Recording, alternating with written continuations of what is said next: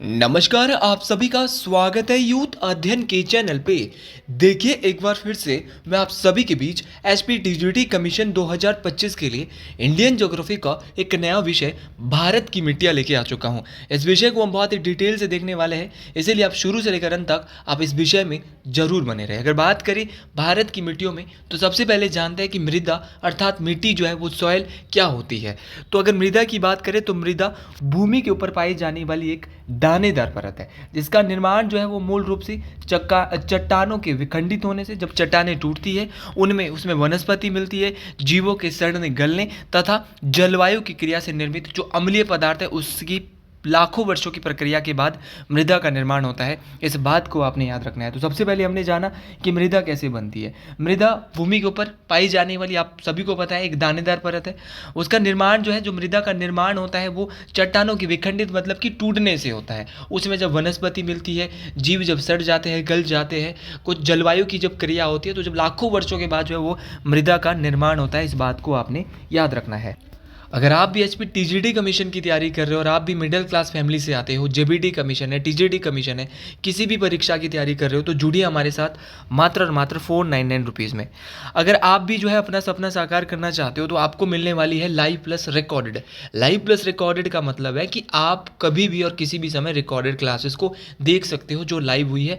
आज तक भी जितनी क्लासेस हुई वो आपको सारी की सारी फ्री मिलने वाली है। तो आप इस नंबर पर कॉन्टैक्ट कर सकते हैं 7876145409। आप इस नंबर पे कांटेक्ट कर सकते हैं अगर आप भी हमारे बैच का हिस्सा बनना चाहते हैं। और एसपी टेट का जो रिजल्ट आया है वहाँ पर तो आप देख ही सकते हैं, हमारे पास 250 से ज़्यादा सिलेक्शन अभी तक जो है मिल चुकी है। जो बच्चों ने बताया, कुछ बच्चे ने अभी रिस्पॉन्स नहीं आया। कम से कम इस बार जो सिलेक्शन जाने वाली है 300 से 400 के बीच रहने वाली है, कम से कम, क्योंकि धीरे धीरे बच्चे बताते हैं, क्योंकि कुछ बच्चों को लेट पता लगता है। तो वापस आते हैं टॉपिक पे। अच्छा, मिट्टी के अध्ययन को साइंस में क्या कहा जाता है? तो मिट्टी का जो अध्ययन होता है उसको विज्ञान को इसमें मृदा विज्ञान या पेडोलॉजी कहा जाता है। तो सीधा क्वेश्चन पूछा जाता है कि विज्ञान में जो मिट्टी का सॉइल की जो स्टडी होती है उसको क्या कहते हैं? तो मिट्टी के अध्ययन को विज्ञान में मृदा विज्ञान या पेडोलॉजी कहा जाता है। इस बात को आपने याद रखना है। तो मिट्टी के अध्ययन को क्या कहेंगे?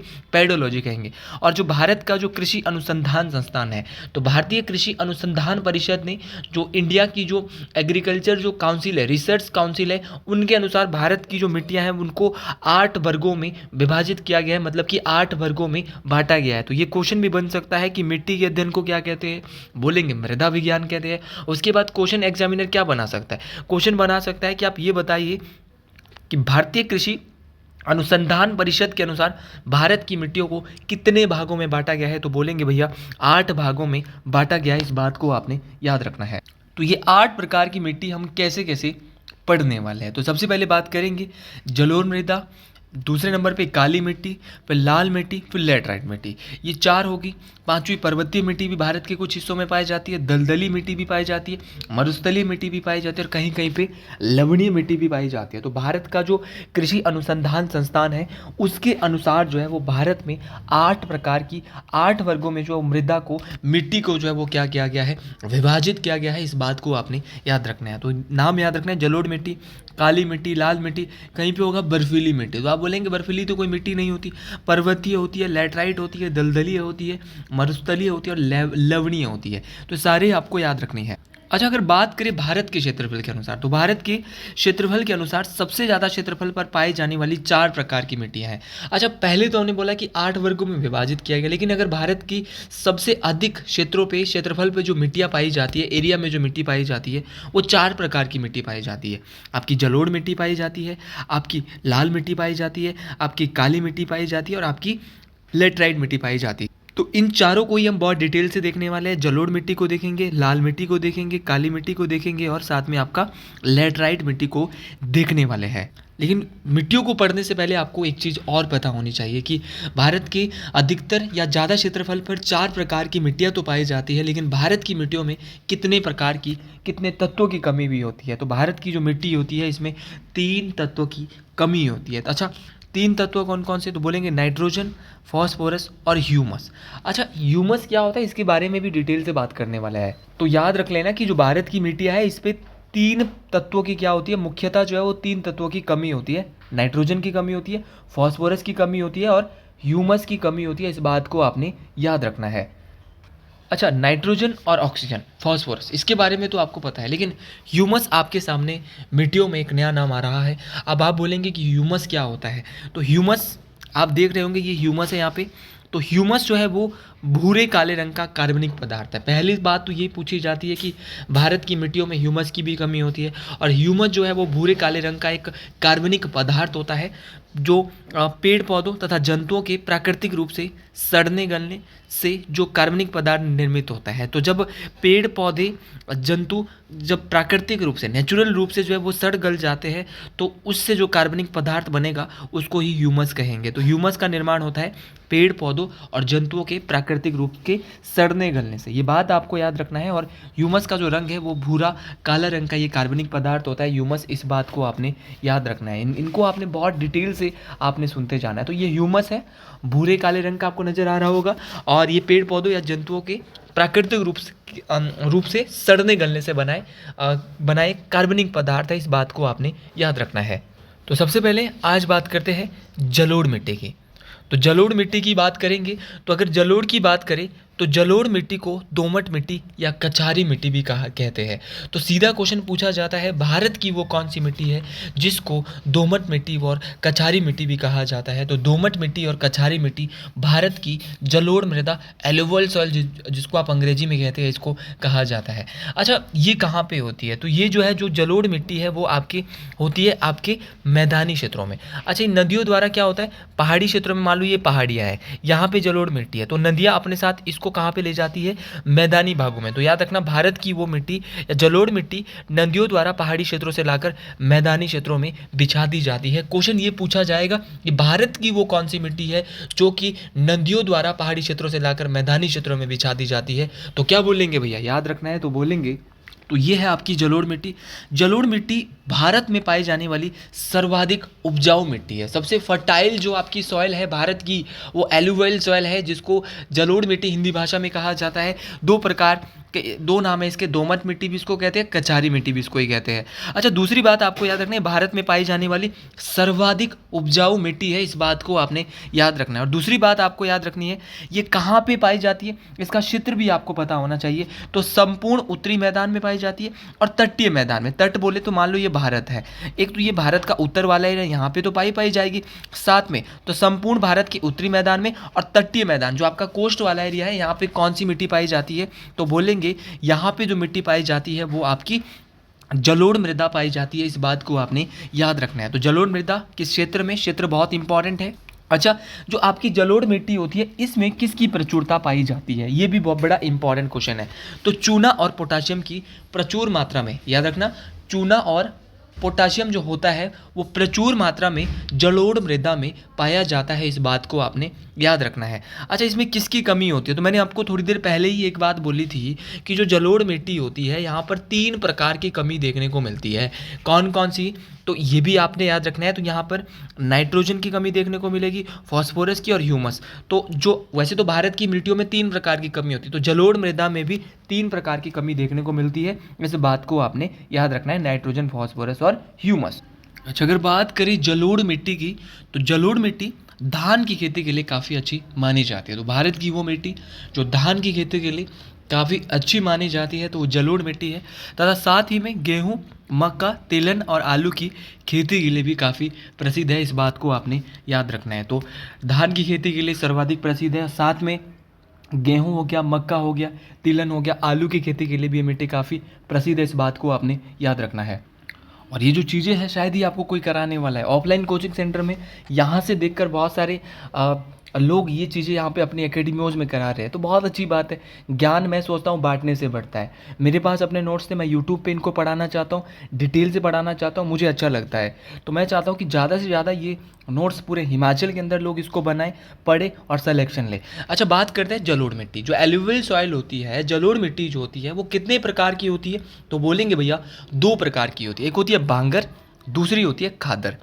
अच्छा, जो बांगर जलोढ़ मिट्टी होती है ये कैसी होती है, तो बांगर जो है वो पुरानी जलोढ़ मिट्टी होती है। तो बांगर पुरानी जलोढ़ मिट्टी होती है। अगर खादर की बात करें तो जब बाढ़ आती है तो अपने साथ कैसी मिट्टी, तो वो अपने साथ वहाँ से मिट्टी उठा के दूसरे जगह ले जाती है, तो ये नई जलोढ़ मिट्टी वहाँ पे आ जाती है, तो इसी को कहते हैं खादर। तो एक हो गया बांगर और दूसरा हो गया खादर। तो जलोढ़ मिट्टी दो प्रकार की है, एक बांगर जलोढ़ मिट्टी है, दूसरी खादर जलोढ़ मिट्टी है। इसके बाद दूसरी जो हम पढ़ने जा रहे हैं वो है ब्लैक सॉइल। ब्लैक सॉइल जिसको काली मिट्टी भी कहा जाता है। तो काली मिट्टी का जो निर्माण है वो कैसे होता है, इस बात को आपने याद रखना है। अगर बात करें काली मिट्टी की तो ये बहुत ज़्यादा इंपॉर्टेंट है, इसको आप बिल्कुल डिटेल से सुनिएगा। काली मिट्टी का जो निर्माण होता है वो बेसाल्ट चट्टानों के टूटने से होता है। और आपको पता होगा, मैंने आपको वर्ल्ड ज्योग्राफी में एक टॉपिक पढ़ाया था ज्वालामुखी। अच्छा, ज्वालामुखी जब मैंने आपको पढ़ाया था तो मैंने बोला था कि अंदर से क्या फटता है, बेसाल्ट चट्टानें अंदर होती है और वो फटती है तो बाहर आती है। उसी प्रकार तो काली मिट्टी का निर्माण कैसा होता है, तो काली मिट्टी का निर्माण पहले क्या होता है, अंदर मेग्मा होता है, ये ज्वालामुखी विस्फोट हो रहा है। ज्वालामुखी विस्फोट के बाद ये बेसाल्ट चट्टानें ऊपर आ जाती है और ऊपर होकर ये क्या है, जब ऊपर आती है लावा के रूप में, लावा है ये ठंडा हो जाता है ये बेसाल्ट चट्टानें, और उसके बाद ये ठंडा होकर क्या बन जाता है, एक मिट्टी का रूप ले लेती है। इसी मिट्टी को, तभी इस मिट्टी के बहुत सारे नाम हैं। तो याद रखना, काली मिट्टी को रेगुर मिट्टी और कपासी मिट्टी और लावा मिट्टी। अच्छा, कपास की फसल के लिए बहुत ज़्यादा ये उपयोगी होती है, इसीलिए इस मिट्टी को कपासी मिट्टी भी कहा जाता है। बहुत बार इसका नाम पूछा जाता है रेगुर, रेगुर भी इसका नाम है, कपास की मिट्टी इसका नाम है, लावा मिट्टी भी इसका नाम है। इस बात को आपने याद रखना है। तो काली मिट्टी को रेगुर मिट्टी, कपास की मिट्टी और लावा मिट्टी भी कहते हैं, इस बात को आपने याद रखना है। और इस मिट्टी का जो काला रंग होता है वो टिटेनीफेरस मैग्नेटाइट। आपको पता है मैग्नेट, मैग्नेट भी क्या होता है, चुंबक जो होता है वो भी काला होता है। तो इसका जो काला रंग होता है ना, सीधा क्वेश्चन पूछा जाता है कि काली मिट्टी का काला रंग क्यों होता है, तो काली मिट्टी का काला रंग होता है टिटेनीफेरस मैग्नेटाइट के कारण। इस बात को आपने याद रखना है। ये सारी चीज़ें मोस्ट इंपॉर्टेंट है।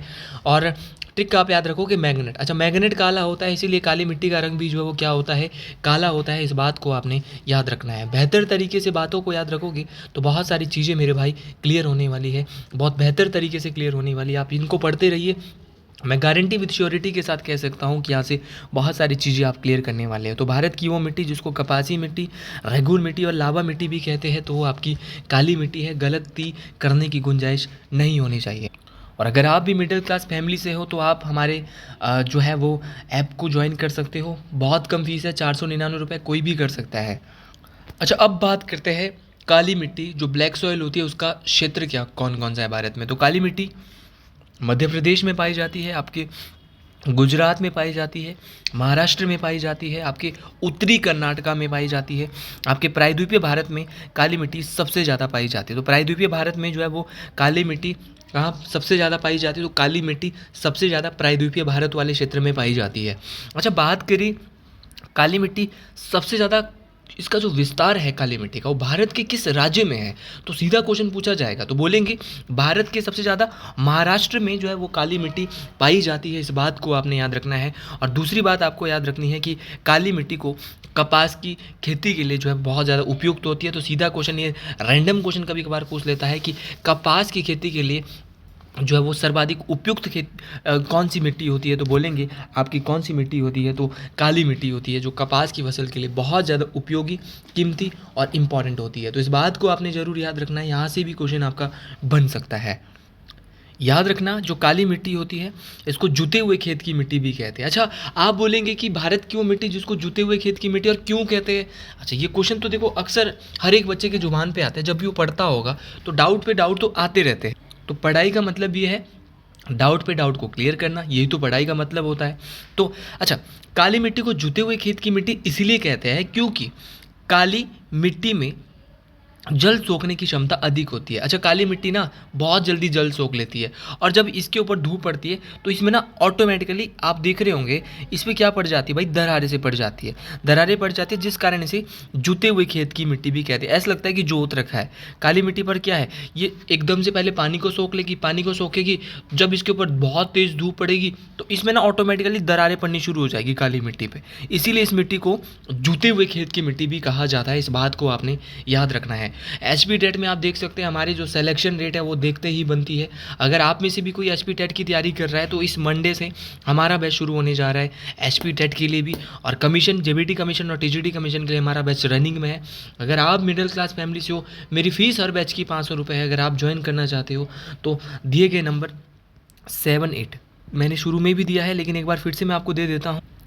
मेरा नंबर जो है वो है 78761। आज ही आप हमारे जो है हिस्सा बन सकते हैं। 45409 इस नंबर पे कांटेक्ट कर सकते हैं। अच्छा, बात करें इसके बाद अगली जो हमारी मिट्टी है वो है लाल मिट्टी। लाल मिट्टी बहुत इंपॉर्टेंट है। अच्छा, लाल मिट्टी की बात करें, ये कहाँ पाई जाती है? तो लाल मिट्टी प्रायद्वीपीय भारत के कम वर्षा वाले क्षेत्र में पाई जाती है, इस बात को आपने याद रखना। और इस मिट्टी का लाल रंग क्यों है? जैसे काली मिट्टी का काला रंग मैग्नेटाइट उसके कारण है ना, लेकिन इसका तो पूरा बोलेंगे टिटेनीफेरस मैग्नेटाइट, थोड़ा स्किप हो गया था। अगर बात करें लाल मिट्टी की, तो ये प्रायद्वीपीय भारत के वहाँ पाई जाती है। प्रायद्वीपीय भारत बोले पेनिनसुलर इंडिया, दक्षिणी भारत, यहाँ पे वहाँ पाई जाएगी जहाँ पे बहुत कम वर्षा होगी। और इस मिट्टी का ना लाल रंग होता है फेरिक ऑक्साइड। सीधा क्वेश्चन पूछा जाता है कि लाल मिट्टी का लाल रंग किसके कारण होता है, तो बोलेंगे फेरिक ऑक्साइड के कारण लाल मिट्टी का लाल रंग होता है भाइयों, इस बात को आपने याद रखना है। अच्छा, जो लाल मिट्टी होती है यहाँ पर किस चीज़ की अधिकता पाई जाती है? तो लाल मिट्टी में जो आपका लोहा होता है, आयरन होता है, लोहा और सिलिका की अधिकता होती है। याद रखना है कि जो लाल मिट्टी होती है यहाँ पर लोहा और सिलिका की अधिकता होती है। लाल मिट्टी आपके तमिलनाडु में पाई जाती है, आपके आंध्र प्रदेश में पाई जाती है, आपके नागालैंड में पाई जाती है, आपके महाराष्ट्र में पाई जाती है, आपके कर्नाटक में पाई जाती है। कर्नाटक के कुछ भागों में, देखो उत्तरी कर्नाटक में आपकी काली मिट्टी। और अगर बात करें आपकी किसकी, लाल मिट्टी की, तो ये तमिलनाडु, आंध्र प्रदेश, नागालैंड, महाराष्ट्र और कर्नाटक में पाई जाती है। अच्छा, इसका जो सबसे ज़्यादा विस्तार देखने को मिलता है, सीधा क्वेश्चन पूछा जाएगा, जैसे काली मिट्टी का सबसे अधिक विस्तार आप बोलेंगे देखने को महाराष्ट्र में मिल रहा था, उसी प्रकार आपका जो लाल मिट्टी है इसका जो सबसे ज़्यादा विस्तार जो देखने को मिलेगा ना, वो तमिलनाडु और आंध्र प्रदेश में देखने को मिलता है। और यह मिट्टी जो लाल मिट्टी होती है ना, वो बाजरे की जो खेती होती है उसके लिए उपयुक्त होती है। तो भारत की वो मिट्टी जो बाजरे की खेती के लिए उपयुक्त होती है, तो याद रखना वो जो मिट्टी है वो कौन सी है, लाल मिट्टी है। इस बात को आपने याद रखना है। बेहतर तरीके से याद रखोगे तो चीज़ें सारी की सारी क्लियर होने वाली हैं। तो लाल मिट्टी बहुत इंपॉर्टेंट है, कम वर्षा वाले स्थानों में भारत की पाई जाती है। लास्ट में एक बार क्विक रिवीजन कराऊंगा, वहाँ भी मैं आपको ज़रूर बताऊंगा। और एक बात और याद रखना कि लाल मिट्टी जब जल सोख लेती है, तो यानी जल योजित रूप में होती है, मान लो इसमें पानी डाल दिया तो ये लाल से क्या हो जाएगी, पीली हो जाएगी। तो भारत की वो मिट्टी कि जब जो जल सोखने के बाद लाल से पीली हो जाती है, तो बोलेंगे आपकी लाल मिट्टी होती है। इस बात को आपने याद रखना है। इसके बाद जो हम पढ़ने जा रहे हैं वो है आपकी लेटराइट मिट्टी। अच्छा, लेटराइट भी क्या इंपॉर्टेंट है? जी बिल्कुल, ये भी इंपॉर्टेंट है, क्यों नहीं हो सकता। हर एक चीज़ परीक्षा के लिए इंपॉर्टेंट होता है। आप एक या दो को लेके नहीं चल सकते, आपको हर एक चीज़ लेके चलनी होगी अपने साथ। लेटराइट मिट्टी उस क्षेत्र में पाई जाती है जहाँ पर 200 सेंटीमीटर से अधिक वर्षा हो। अच्छा, जहाँ पे बहुत कम वर्षा होती है वहाँ लाल मिट्टी पाई जाती है, लेकिन लेटराइट जो मिट्टी है वो वहीं पर पाई जाएगी जहाँ पर 200 सेंटीमीटर या उससे ज़्यादा बारिश होती है, उससे ज़्यादा वर्षा होती है, और वहीं पर गर्मी भी बहुत ज़्यादा पड़ती है। जैसे कि आपका चेरापूंजी हो गया, क्या होता है कि 200 सेंटीमीटर से ज़्यादा तो वहाँ पे बारिश हो रही है, और ऊपर से वहाँ पर क्या हो रहा है, वहाँ पर जो अत्यधिक गर्मी पड़ रही है। लेटराइट मिट्टी को मखरली मिट्टी भी कहा जाता है। तो भारत की वो मिट्टी जिसे मखरली मिट्टी के नाम से भी जाना जाता है, तो वो है आपकी लेटराइट मिट्टी। इस बात को आपने याद रखना है। बोलेंगे इस मिट्टी में लो ऑक्साइड और एल्यूमिनियम की जो मात्रा है वो भरपूर होती है। तो आपकी जो लेटराइट मिट्टी होती है यहाँ पे लो ऑक्साइड और एल्यूमिनियम की जो मात्रा होती है वो भरपूर होती है, और लो ऑक्साइड के कारण ही जो आपकी लेटराइट मिट्टी है इसका रंग भी लाल होता है। देखो, लाल मिट्टी का रंग तो लाल होता ही होता है, लेकिन उसके अलावा लेटराइट मिट्टी भी जो है वो लाल रंग की होती है। इस बात को आपने याद रखना है। और किसके कारण, लो ऑक्साइड के कारण इस मिट्टी का रंग भी लाल होता है। और याद रखना, इस मिट्टी में निशालन या लीचिंग की प्रक्रिया देखने को मिलती है। तो याद रखना है कि लीचिंग की जो प्रक्रिया होती है, निशालन जो होता है, ये एक ऐसी प्रक्रिया है जिसमें ना पानी मिट्टी के माध्यम से रिस जाता है, और उसमें मौजूद जो घुलनशील पोषक तत्व होते हैं ना, वो खनिजों के साथ उसको अपने आप बहा लेते हैं, मतलब कि पानी को सोखने की प्रक्रिया को कहते हैं। अच्छा, बात करें लेटराइट मिट्टी की, तो मुख्यतः केरल, कर्नाटक, तमिलनाडु, महाराष्ट्र के कुछ हिस्सों और उड़ीसा, मेघालय, असम के कुछ हिस्सों में पाई जाती है।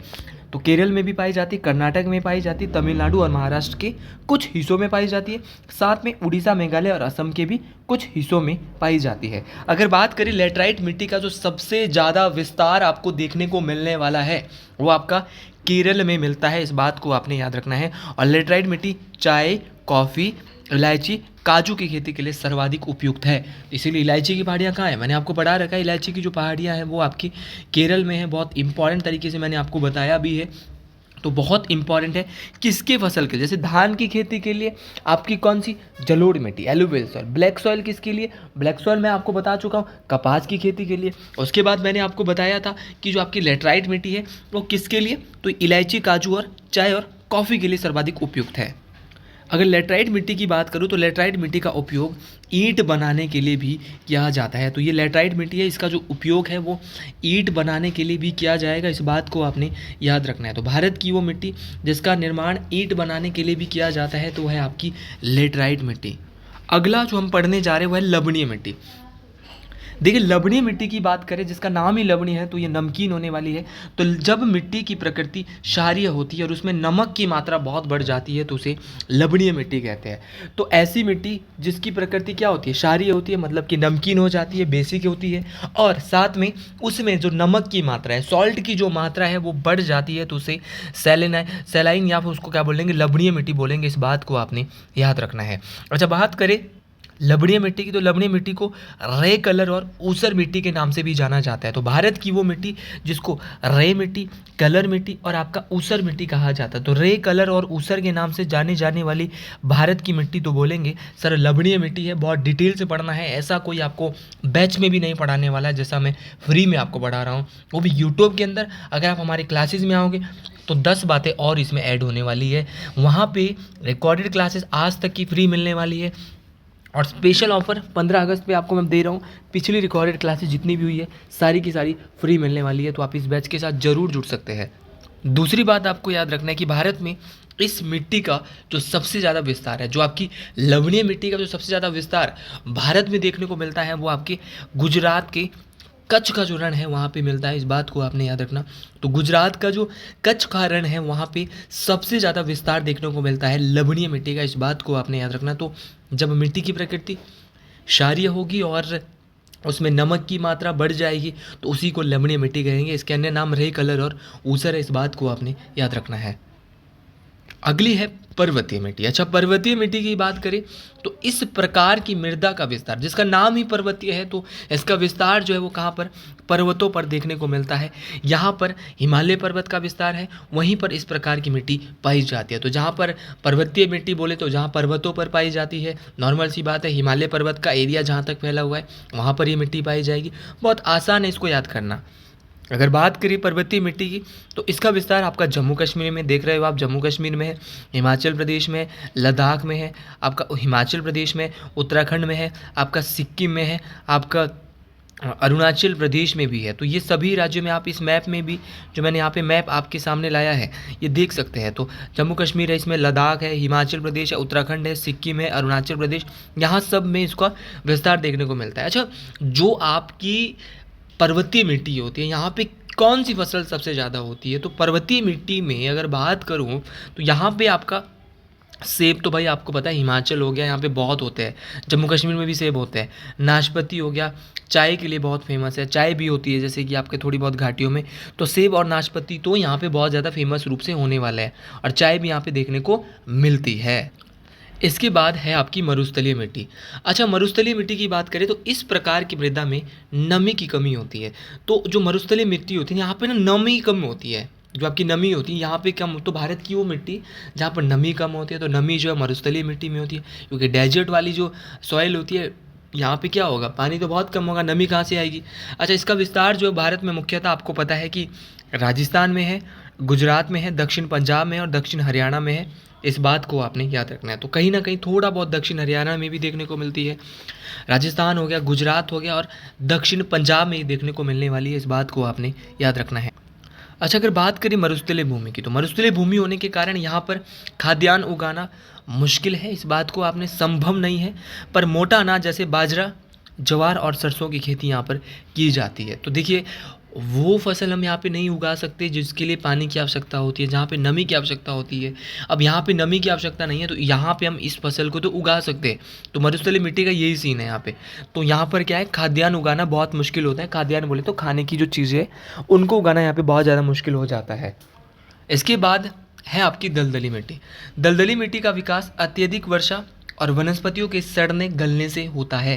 तो दलदली मिट्टी बढ़ती है, इसका जो डेवलपिंग जो होती है ये मान लो या बहुत ज़्यादा बारिश होगी, अत्यधिक वर्षा होगी और वनस्पतियों का सड़ गई, गल गई, तो उसके कारण होता है। और दलदली मिट्टी में ह्यूमस की जो मात्रा होती है ना, वो बहुत अधिक होती है। तो दलदली मिट्टी में ह्यूमस की मात्रा अधिक होती है, इस बात को आपने याद रखना है। ये चीज़ें बहुत इंपॉर्टेंट है, परीक्षाओं में काम आने वाली है। अच्छा, दलदली मिट्टी का जो विस्तार है, ये ह्यूमस मैंने बता दिया, हरे भूरे रंग का कार्बनिक पदार्थ होता है ह्यूमस।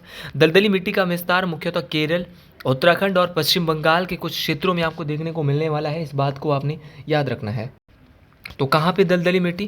केरल, उत्तराखंड और पश्चिम बंगाल के कुछ क्षेत्रों में ही आपको देखने को मिलने वाली है, इस बात को आपने याद रखना है। अच्छा, कुछ चीज़ें मिट्टी से संबंधित और मैं आपको बताता हूँ। देखिए, मिट्टी भी दो प्रकार की होती है, एक अम्लीय मिट्टी होती है, दूसरी क्षारीय होती है। अच्छा, मुख्यतः फसलें उगाने के लिए यहाँ पर क्या होता है कि फसलें उगाने के लिए जो भूमि का पीएच लगभग जो है वो कितना होना चाहिए? 6 से 7 होना चाहिए। अच्छा, पीएच स्केल सोरेनसन साहब के द्वारा दिया गया था। 1 से लेकर 7 तक होता है अम्लीय, मतलब कि 7 से नीचे जितना होगा, मान लो किसी का 6 है तो थोड़ा अम्लीय होगा, 5 है तो थोड़ा और अम्लीय होगा। जितना कम कम होगा ना, उतना ज़्यादा एसिडिक होता है, और जितना ज़्यादा होता है ना, उतना ज़्यादा क्या होता है? क्षारीय। ये होता है पीएच स्केल। साइंस में इसको हम पढ़ेंगे बहुत डिटेल से, क्योंकि साइंस भी हमको अभी पढ़नी है, किसके लिए? टीजीटी कमीशन के लिए। तो दो प्रकार की मिट्टी देखो, अम्लीय भी होती है, क्षारीय भी होती है।